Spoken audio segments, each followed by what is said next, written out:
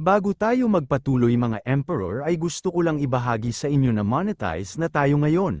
Kaya naman hinihiling ko sa inyo na huwag mag-skip ng ads dahil malaking tulong na yun sa channel natin na ito. Maraming salamat mga Emperor. Sa pagpapatuloy, mayabang na tinanong ng ating bida ang hangal kung gaano ba karami ang gustong pumatay sa kanya, at kung eto lang ba ang mga tauhan na binuo ng kanilang Wang family. Sumagot naman ito nang alam niya na malakas si Tan Yun, kaya hindi siya madaling mapapatay ng kanyang mga alagad. Pagkatapos ay nilabas at sinira niya ang binigay sa kanyang jade ni Merong, at mayabang na sinabi na pero oras na ngayon para sa kanyang mga plano. Pagkatapos nun ay mabilis na nagdatingan ang mga tauhan ni Merong na binigay sa kanya. Naramdaman naman agad ito ni Tan Yun at nagtataka siya kung sino ang mga ito. Ngunit pinalibutan na siya ng mga gunggong, na may 200 bilang ng mga tauhan na ito. Subalit hindi naman nagpakita ng takot dito ang ating bida, bagkus ay mayabang pang sinabi nito sa hangal, na ang ginawang array ng mga ito ay hindi na din masama. Nasabi din niya na hindi niya inaasahan na magtitipon ang mga ito ng 200 disciple dahil lang sa kanilang walang katiyakang plano. Dinuro naman ng hangal na ito si Tan Yun habang sinasabi nito na ginamit niya ang kanyang babae para ipangpalit kay Merong sa 200 nito na disciple na nasa spiritual fetish realm, at mayabang pangdagdag nito, na natatakot na ba siya ngayon at gusto nang magmakaawa para sa kanyang buhay. Nasabi din ito na pero kahit ano pang gawin ni Tan Yun na pagmamakaawa sa kanya ay wala na itong magiging kwenta dahil mamamatay na siya ngayon. Naglabas naman na ng bahagyang aura ang ating bida, habang sarkastikong sinasabi sa hangal, na nag-aalala siya ng mali ito sa kanyang mga sinasabi, dahil hindi siya nakakaramdam ng kahit konting takot dito. Dahil nararamdaman niya lang na ang 200 na disciple na ito ay masyadong kaonti, at hindi ito sapat sa kanya para pag-aksayahan ng oras na labanan.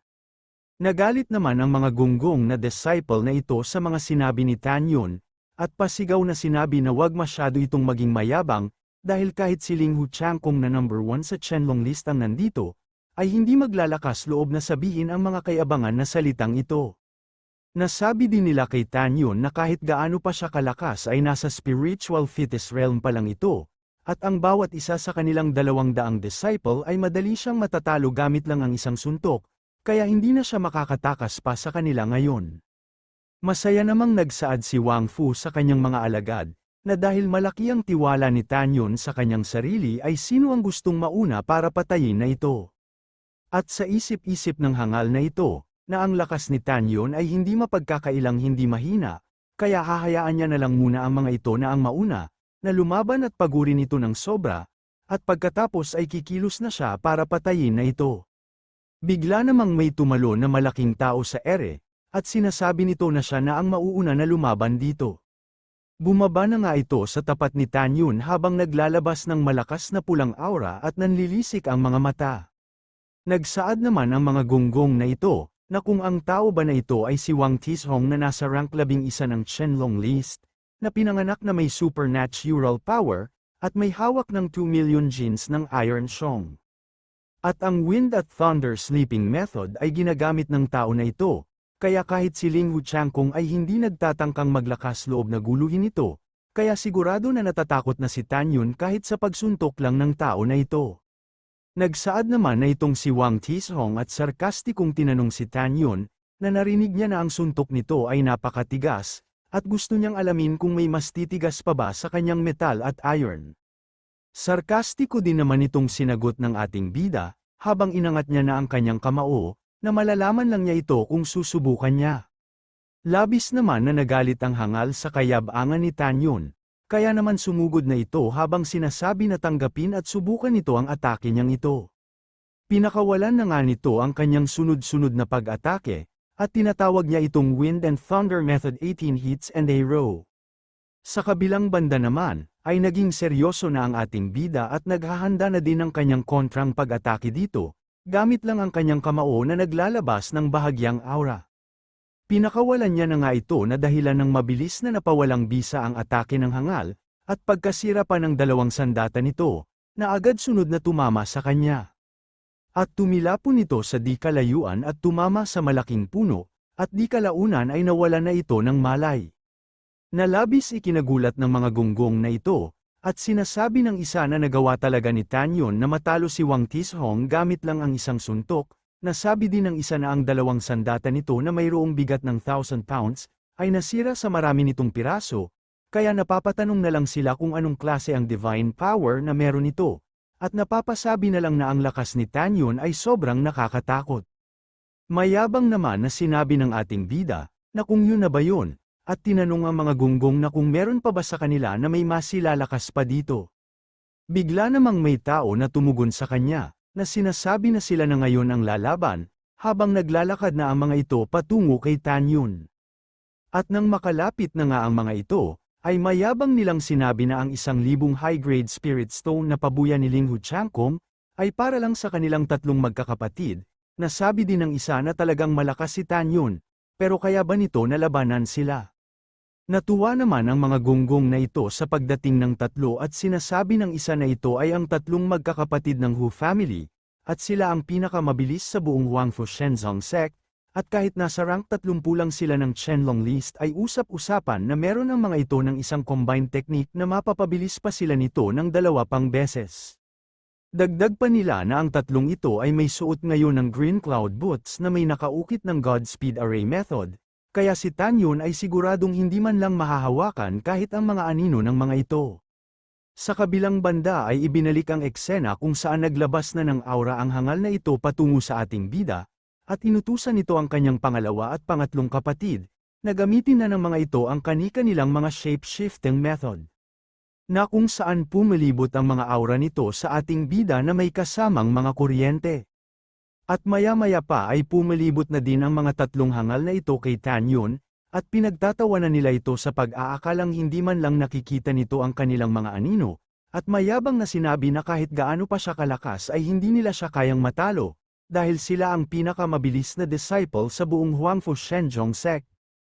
Hindi naman pinansin ni Tanyon ang pagyayabang ng mga ito, bagkus ay naglalabas na ito ng bahagyang enerhiya sa kanyang isang kamay habang may seryosong ekspresyon, at pagkatapos ay pinakawalan niya na nga ito sa mga hangal, habang sinasabi sa mga ito na ang taong mabagal ay mas nakakabuti. At sa sobrang lakas ng atake ni Tanyon ay tumagos pa ang kanyang atake sa katawan ng mga ito, na dahilan ng pagbagsak ng mga hangal sa harap ng ating bida, at nagtataka ang isa na kung nakikita ba talaga ang bilis nila nito, habang ang isa naman ay napapatanong na lang kung paano ito naging posible. Bigla namang sumigaw si Tanyon na naboboringan na talaga siya sa mga ito, na dahilan ng pagkakaroon ng katahimikan sa buong kagubatan, mabilis naman din na pinutol ng ating bida ang katahimikan, at mayabang na sinabi na wag na ang mga ito na magsayang ng oras at sumugod na ng sabay-sabay, dahil kung hindi ay hindi man lang ng mga ito mapapagalaw ang kanyang mga muscle at buto sa ginagawa ng mga itong pakikipaglaban sa kanya. Nagalit naman ang mga gunggong na ito sa mga sinabi ni Tanyon, at sinasabi ng isa na talagang hinamon silang lahat ng tao na ito, at kung hindi ba man lang nito nilalagay silang 200 bilang sa kanyang paningin, at dahil lang ba nanalo siya ng 2 beses ay naisip nito na napakagaling niya na. Kaya naman sinabihan na ni Wang Futong ang kanyang mga alagad na kung ano pa ba ang hinihintay ng mga ito, at sabay inutusan na patayin na si Tanyon at kunin ang gantimpala sa kanilang senior brother na si Merong, na agad namang sinunod ng mga gunggong na ito at sabay-sabay na sumugod kay Tanyon, habang sinasabi na kailangan na nila na mapatay ito ngayong araw dahil napakataas ng halaga ng ulo ng tao na ito. Kung nakarating ka na sa part na ito, ay sigurado akong nagustuhan mo ang ating kwento, nagsisimula pa lang ang ating YouTube channel, kaya naman hinihiling ko sa iyo na mag-subscribe, at click ang notification bell, para ganahan ang hangal na ito.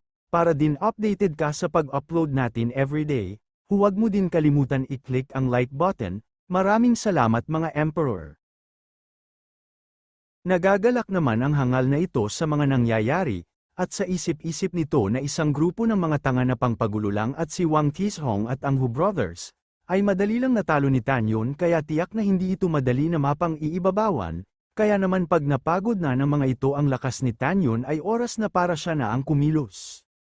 Samantala, sumugod na nga rin ang iba pang mga gunggong na ito kay Tanyon na may intensyon na pumatay.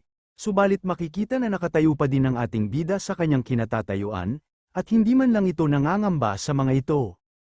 At sa halip ay nagagalak pa nga ito at kasabay noon ay naglalabas na rin ito ng kanyang aura, habang sinasabi na nagiging maganda na ang mga nangyayari, kaya hinamon niya pa ang mga ito na bilisan ang pagsugod at gawin ang lahat ng kanilang makakaya para mapatay siya. At pagkatapos makalapit ng iilang mga gunggong ay nagpakawala ang ating bida ng isang makapanindig balahibong malaking kamao na tumama sa mga ito, na dahilan ng pagtilapo ng mga ito. Nagpatuloy ang mga ganong pangyayari, na kung saan inaatake ni Tan Yun isa-isa ang mga gunggong, at mabilis na inuubos ang mga ito, habang sinasabi sa mga ito na hindi pa ito sapat at kung ito lang ba ang lakas na meron sila, at makikita ang saya ni Tan Yun sa pakikipaglaban sa mga ito. Nakakita naman ang hangal na ito ng butas sa estilo ng pakikipaglaban ni Tan Yun na pwedeng puntiryahin ng kanyang mga alagad, kaya naman inutusan niya ang mga ito na umatake na doon. Agad namang sumunod ang mga gunggong na ito at mabilis na nakalapit sa likod ng ating bida, habang naghahanda na ng kanilang pag-atake gamit ang kanilang mga espada, at nagagalak na sinabi ng mga ito kay Tan Yun na tanggapin niya na lang ang kanyang kamatayan, at ipapadala na nila siya agad sa impyerno. Tumama na nga ang mga sandata ng mga ito sa likod ni Tan Yun, ngunit dahil sa sobrang tigas ng katawan ng ating bida ay naputol lang ang mga espada ng mga ito at nagkadurog-durog sa marami nitong piraso. Nalabis ikinagulat ng mga gunggong na ito, at napasabi na lang na nagawa talaga niya na mabasag ang kanilang mga black gold sword, na bigay sa kanila ng kanilang brother Wang, at umasa lang ito sa kanyang body's instinct para maprotektahan ang kanyang sarili. Kaya naman napapatanong na lang ang mga ito kung paano ito naging posible. Maging ang hangal na ito na kanilang tinutukoy na Brother Wang ay labis rin itong ikinagulat, at napapatanong na lang kung ganito ba talaga kalakas si Tan Yun. Sa kabilang banda, ay nagmistulang isang demonyo na ang ating bida, at sinabi sa mga grupo ng mga gunggong na kung tapos na ba ang mga ito sa kanilang mga pag-atake, dahil oras na para siya naman ang umatake. Pagkatapos niya sabihin yun ay nagpakawala ito ng napakalakas na aura na umabot pa hanggang sa kalangitan, na dahilan ng pagkakaroon ng labis na takot ng mga gunggong na disciple, kaya naman isa-isa nang nagsisigawan ang mga gunggong ng paghingi ng kani-kanilang pagsaklolo, at napapatanong na lang sila kung isang spiritual fetus realm lang ba talaga ang tao na ito. Samantala, sobra na rin nanginginig sa takot ang hangal na ito sa kanyang nasasaksihan, dahil ang 200 na dinala niyang disciple ay hindi man lang sumapat para labanan si Tan Yun. Kaya naman napagpasyahan nito na kailangan niya ng tumakas dito, dahil kung hindi ay sa lugar na ito na siya mamamatay. At habang paalis na nga ito ay sa isip-isip nito na hindi siya sisuko sa pagpatay kay Tan Yun kaya maghintay lang ito. Dagdag niya pa na hindi niya ito napatay sa araw na ito, pero sisiguraduhin niya na mapapatay niya na ito sa susunod. Sa kabilang banda, ay naubos na ng ating bida ang 199 na gunggong, at sinabi niya sa nanginginig na sa takot na gunggong na siya na lang ngayon ang natitira. Nasabi din niya na ang warm-up na exercise niya ay natapos na, kaya inaya niya na ito na sumugod na at magpatuloy sa kanilang laban, subalit makikita na naihina sa pantalon ang gunggong sa takot nito kay Tan Yun. At pasigaw nitong sinabi sa ating bida na wag na itong lumapit sa kanya, at siya na lang mismo ang gagawa nito. At pagkatapos noon ay inuntog nito ng malakas ang kanyang sarili sa isang puno, na dahilan ng labis na pagdudugo ng ulo nito at di kalaunan ay tuluyan na itong namatay. Sarkastiko namang sinabi ni Tan Yun na isa lang ang mga grupo na ito na nangangamoy na isda, at ang hangal na si Wang Fu ay mabilis na tumakas dahil sa takot, napahinto naman sa pagsasalita si Tan Yun nang may isang tao na tumawag sa kanya, at ito pala ay si Liang Qing na babae ng hangal na si Wang Fu. At sinabi nito na 30 milya sa south sa Space-Time Tower si Mom Eng ay nasa panganib. Nagsaad naman ang ating bida na nakita niya na ito bago magsimula ang transmission at nakatayo ito sa tabi ni Merong Kun, at ngayon lumapit ito sa kanya para tulungan siya, at sa tingin ba nito na isa siyang tanga. At pagkatapos ay unti-unti nang naglalaho si Tan Yun sa kanyang kinatatayuan, kaya naman pinatigil siya ni Liang Qing at sinabi na hayaan muna siya nito na magpaliwanag. Ngunit biglang sumulpot ang ating bida sa likod niya, at tinutukan ang leeg nito ng hawak ni Tan Yun na espada, habang sinasabi dito na bigyan siya nito ng isang rason para paniwalaan niya ito. Agad naman itong nagsaad na si Merong Kun ay ginugulo siya noon, at dinungisan ang kanyang pagkababae. Pagkatapos ay bigla itong umiyak at sinabi na ang kanyang rason ay ayaw niya na mangyari sa iba pang babae ang nangyaring trahedya sa kanya. Napangisi naman si Tanyon sa mga sinabi nito at naglalabas na ng bahagyang aura sa kanyang mga mata, at sinabi na hindi pa din ito nagsasabi sa kanya ng totoo. At bigla niyang hinawakan ang mukha nito, at inutusan ito na iangat ang kanyang panga at tumingin sa kanyang mga mata. Pagkatapos ay ginamit niya na ang abilidad ng kanyang mata na mapapasunod sa kanyang mga sasabihin ang maaapektuhan nito. Naramdaman naman agad ito ni Liang Qin at parang alam niya na kung ano ang balak gawin nito. At kagaya nga ng inaasahan natin ay napasok na si Liang Qin sa abilidad ng mata ni Tanyon, at tinanong niya na ito na kung ano na talaga ngayon ang totoong sitwasyon ni Mumeng, at kung ano talaga ang totoong layunin nito ng paglapit sa kanya. Agad naman itong sumagot na si Mumeng ay hinahabol ngayon ni Merongkon sa ruins, at ang totoo niyang layunin sa pagpunta dito ay gamitin ito na palusot upang pukawin siya na makipaglaban kay Merongkon at patayin ito para sa kanyang paghihiganti.